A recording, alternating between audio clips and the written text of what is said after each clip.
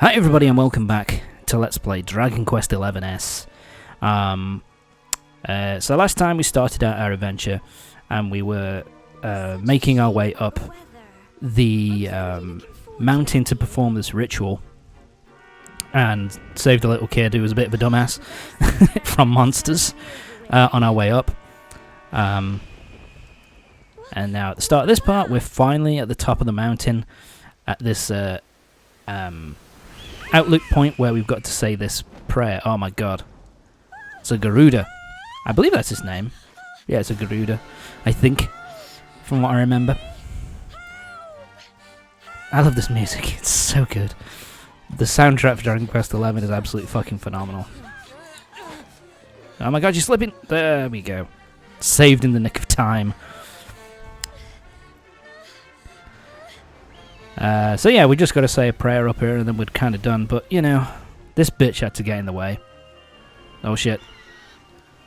My hand's lighting up. What the fuck? Oh my god. And I believe this is the only time this happens in the whole fucking game. 90 plus hour RPG. And this is the only time it happens. It's like, damn man, why can't I unlock something that OP? You know, just an ability to shoot like light into the air and strike a lightning strike on every single enemy in your path. But yeah, it's the only time it really happens. I don't really know why it doesn't happen after that, because we get into trouble plenty of times. Oh, special mark is lit up now. What the shit? Something tells me that's important for the plot. Well, we'll be finding out more about that in just a little bit. But for now, I'll just leave it at you know, it's typical typical JRPG story where it's like the main character has a bit of something special about him. Let's just leave it at that for now, shall we? So we've saved Gemma twice. To be fair, sorry about that. To be fair, the Garuda is a hell of a lot more dangerous than the fucking slime she was scared of, so whatever. And now we're going to say our little prayer. And yeah, it just happens to clear up the whole mountainside.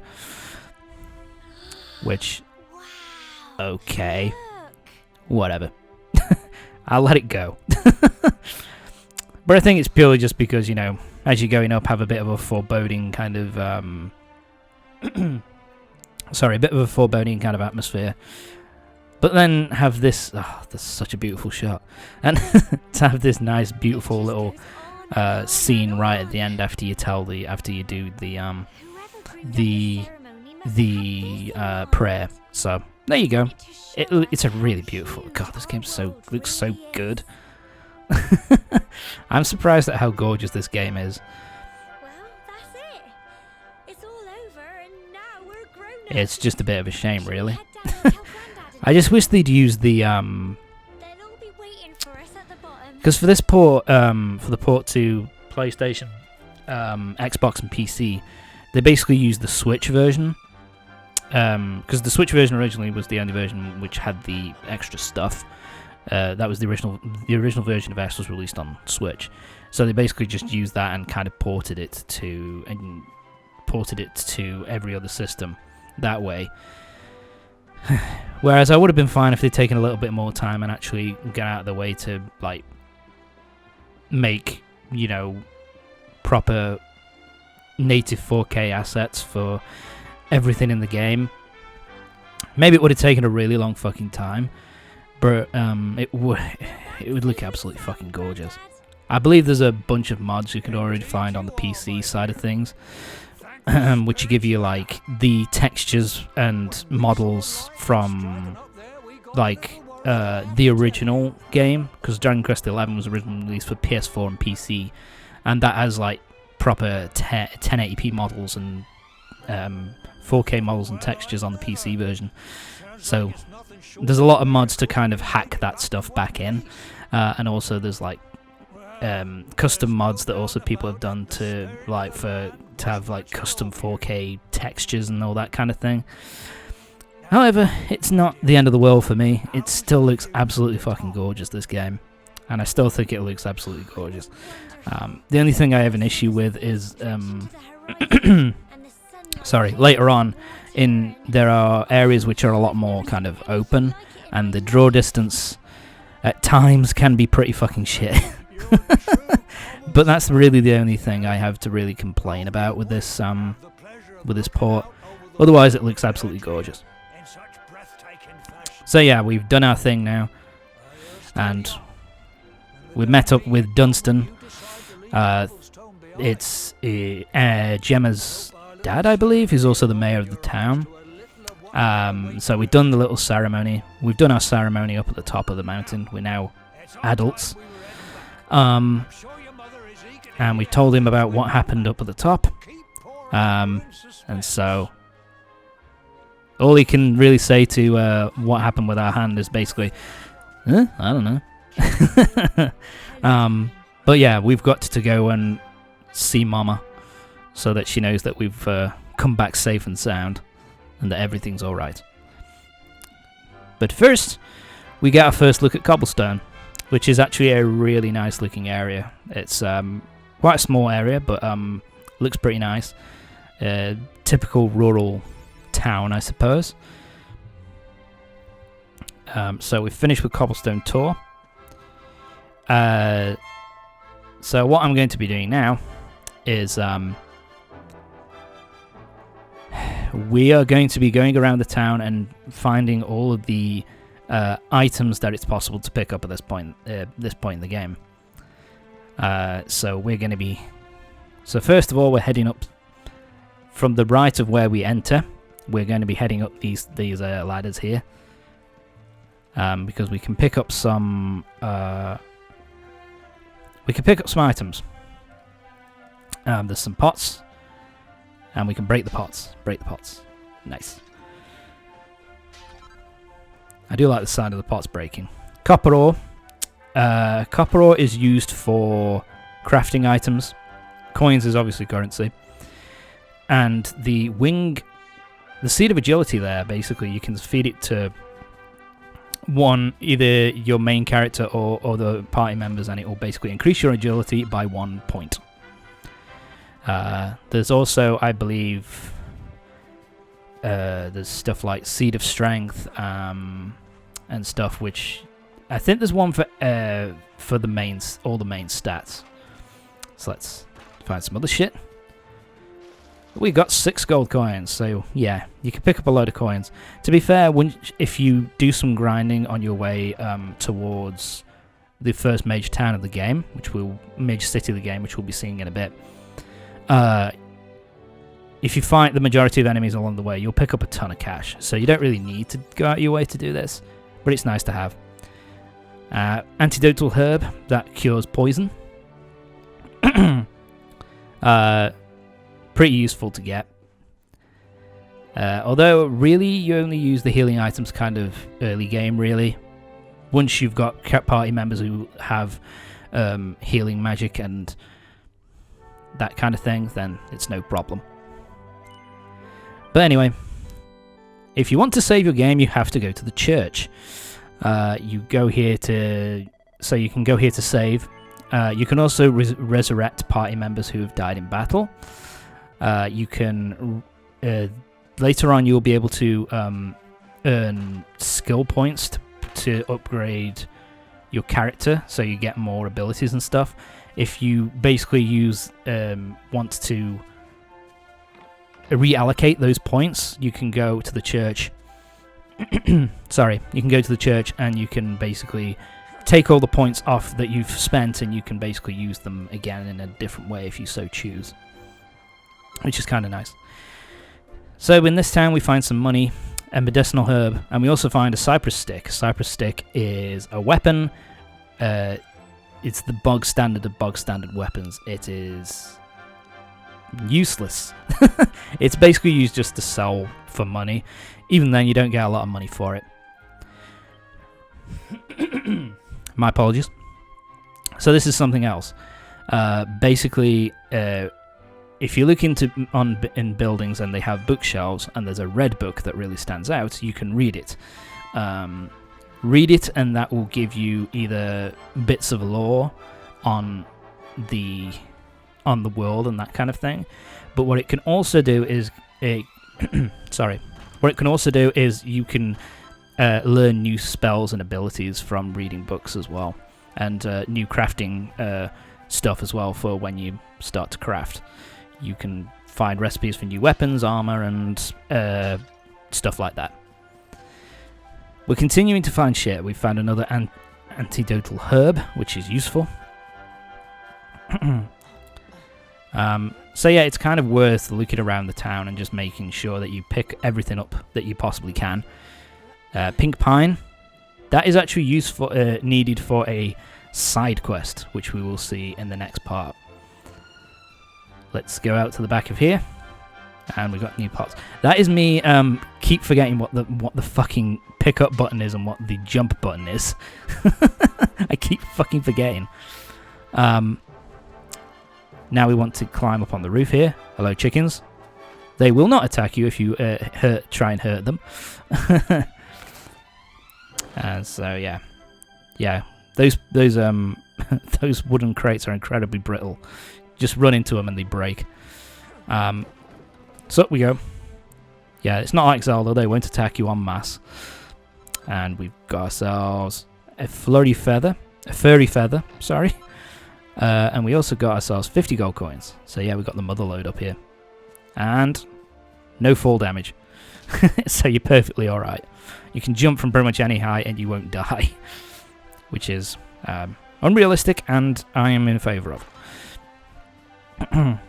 Another 10 gold coins. And that should be it. That is pretty much everything we can get at this point in the game in Cobblestone. There is, I think, a couple more items we can get, but they are, one of them is story important, and we can't get till much later on. The other thing is it's locked behind a certain door, which we don't get the key for until much later in the game. So, not really much of a point yet in getting it. We got attacked by a monster at the top of the Tor, and I ended up hanging onto the edge of It was a Garuda. They are they're actually one of the more powerful enemies you can come across in the game. But after a while they kind of become little more than fucking fodder. Nothing else. Lightning flying about the place. Goodness me. You think that we're smoking the wacky backy, don't you? Mom, I promise you we're not. It seems his grandfather was right all along. Huh? What about Gramps? Well, What did he say? I've been this off for long enough now. You and me need to have a little talk. Alright. Here, So what are you going to tell me? to you.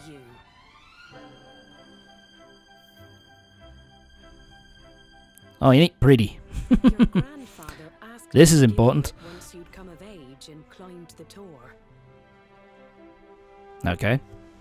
What is it? But truth is, You going to tell me? there's something I've been keeping a secret all these years. I will say that they do a pretty decent job of having the characters kind of emote in cutscenes. It's, Um, how can I put this now? The main character is a mute the whole time. He said He doesn't even really have a canonical name. He's just known as the hero. I'm what now? Like I say here, it's kind of like, yeah, you can tell that he's kind of Don't ask me what the shocked at this revelation. And so I kind of like that, how kind of emotive all of the characters are, particularly in cutscenes. But, in cutscenes, they do a good job of kind of getting them to emote. Okay. Sorry. So basically what we found out is that we are supposedly the reincarnation of the Luminary. The Luminary being basically this magical kind of powerful being who will defeat the Dark Lord and send him packing. And basically we when we became an adult, which we now have by climbing the Tor, Gramps wanted us to know that basically we're the Luminary and that we've got to head off to Heliodor to seek out the king and to let him know about all this shit about what's going on. Which if I remember correctly, I think our grandfather gets this information. Plain clothes, not really useful. Sorry. Gramps gets this information, I believe, from the letter that was found in our basket when when he found us floating in the river. But I won't talk any more about that because that is a very big plot important thing about what the contents of that say. So I'll shut up about it for now. But I believe that's where Gramps got the information on us. Wait, 10 gold coins. I may have broken my knees. Mom, I'm going out for a walk. See you in a bit. I like it though. It's such a gorgeous looking game. I love the lighting as well. It looks really nice.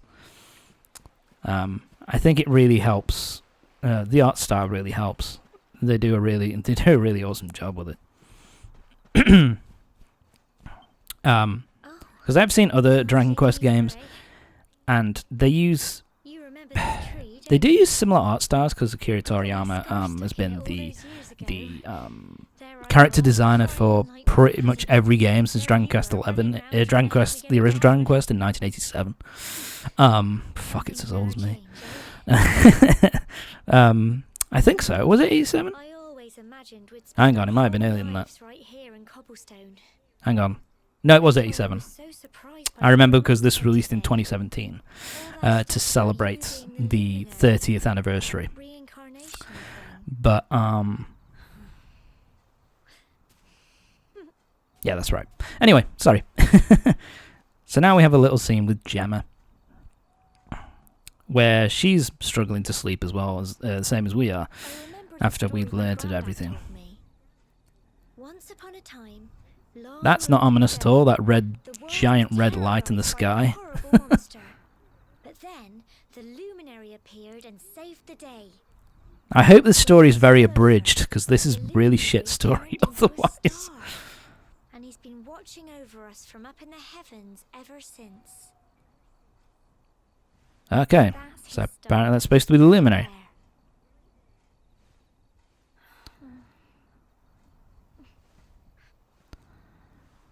How can you be the luminary too?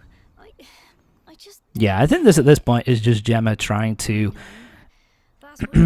justify saying that this is a lot of shit, please don't go, I don't want you to leave, kind of thing. But she kind of realizes, no, that'd be selfish, you need to go and find out what's going on.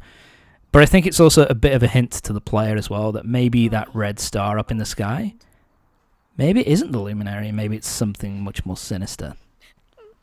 That animation there I actually really love, of her kind of shedding a tear as she runs away. And that's a very typical anime kind of thing, JRPG thing of, the childhood friend not wanting you to leave and kind of being sad that you, that